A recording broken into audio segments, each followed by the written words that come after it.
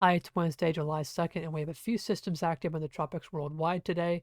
So the main focus of today's video is going to be in the U.S. southeast coast, as we could see some subtropical or tropical development occur as a frontal boundary comes down southeast and stalls offshore. Though I do want to briefly mention we have Hurricane Flossie in the eastern Pacific, just west of Mexico. This system is now pulling away from the coast, and the tropical storm warnings we had an effect on this portion of the coast have been allowed to be discontinued this morning. So weather conditions are going to be much better today than they have over the past couple of days. And for interest in the Baja California Peninsula, the good news is the system is likely to stay offshore enough to where the most significant impacts are going to stay offshore, though we could still see some scattered showers and storms throughout the day today as the system continues to lift northwest. But really beyond this point, the system is no real threat to land and is going to just decay away this weekend as it moves into colder waters west of Mexico.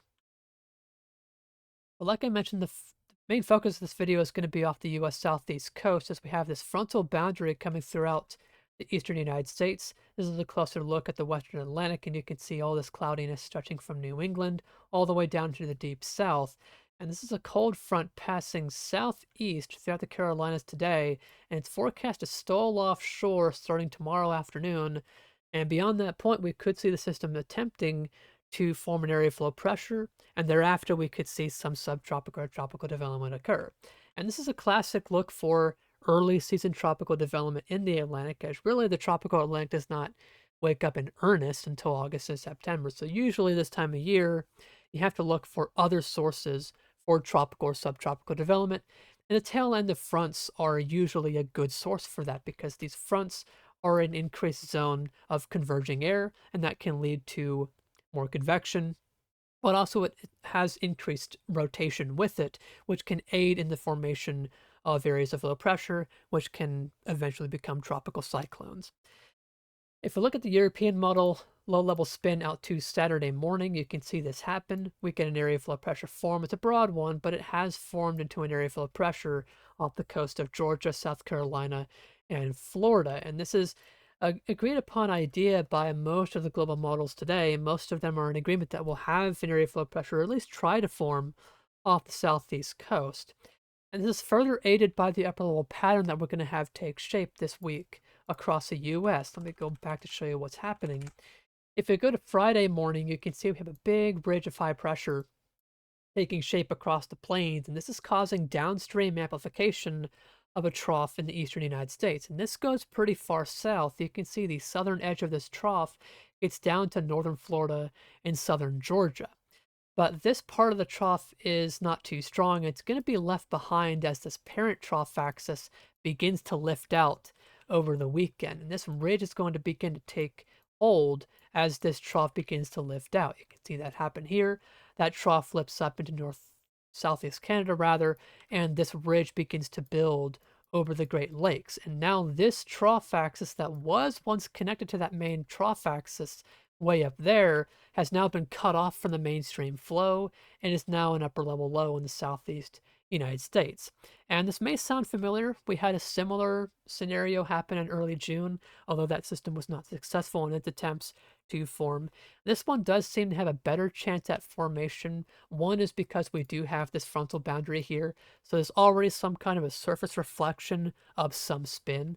But alongside that, this upper trough, even though it is going to be positively tilted, which is generally not optimal for these types of formation, it is going to be backing west, so the shear is not going to remain strong as this low pressure forms. And initially, this is going to be aiding in the low pressure formation because on the southeast flank of these upper lows, you can often get a lot of convection to fire because if you highlight this zone north of the Bahamas and east of Florida, if you look north of here, we have all these blues moving away and curving in a clockwise manner to the north and east. And this is divergent flow causing rising air to happen here in this part of the Atlantic. And what do we have here at the surface?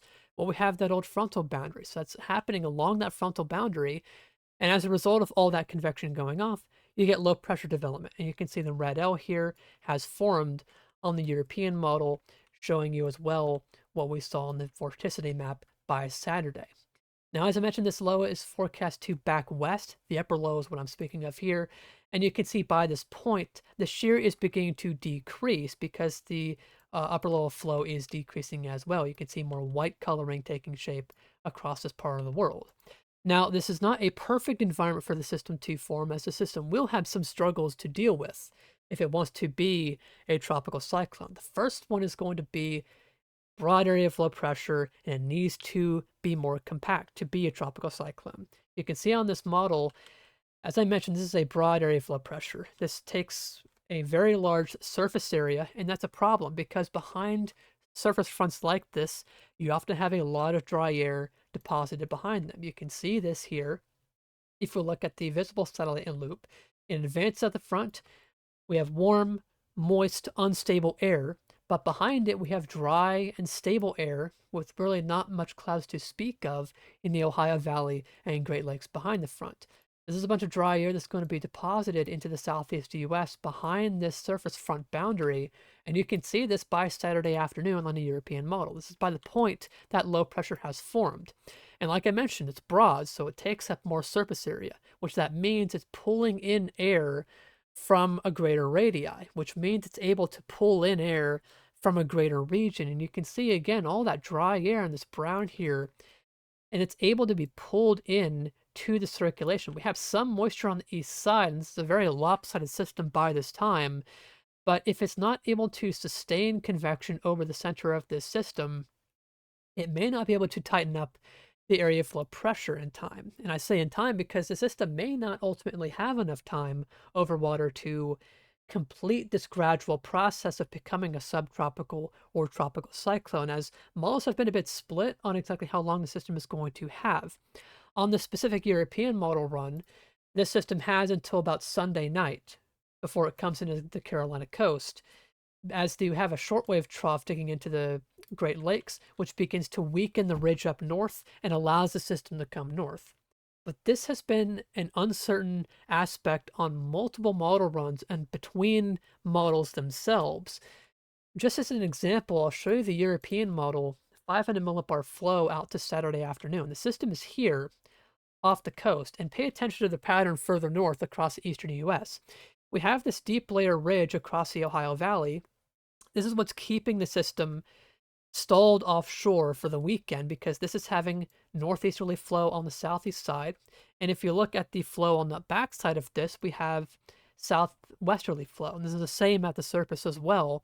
And these flows are completely opposite of each other. So ultimately, they cancel each other out. So that nets a very weak steering flow. The system does not really track much at all.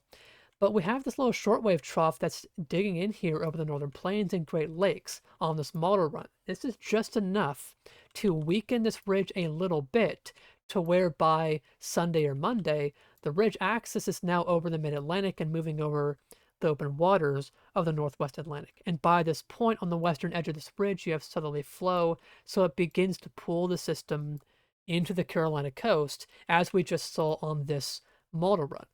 But the European was saying something completely different yesterday. If we go back to when this upper trough is over Iowa and Minnesota, and I go back a couple of runs, you'll notice that this upper trough has not been the same throughout modern runs of the European.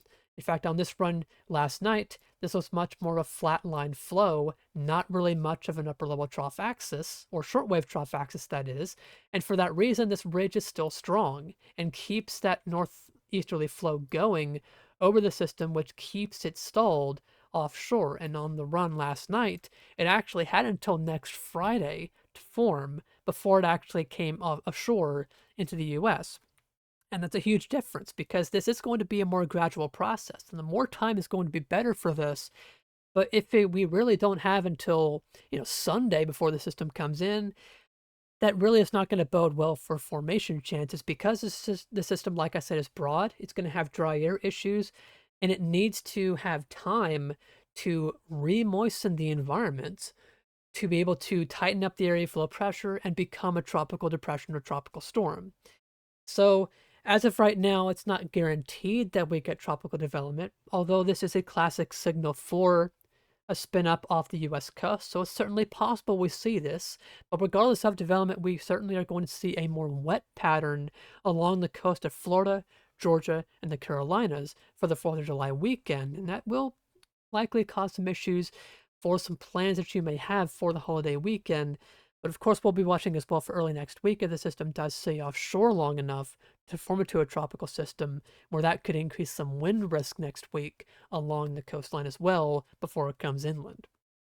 Now, for now, the NHC has looked at all this data and determined that 40% chance, medium chance of formation is the best way to go. And I think that's a fair percentage to give it. I don't think it's a 50-50 shot yet, but it certainly has a decent chance, but a lot of things need to go right for the system to form if we are going to get a tropical or subtropical system out of this. But again, the key message is that increased showers and thunderstorms are likely across the southeast this upcoming weekend with the system sitting offshore.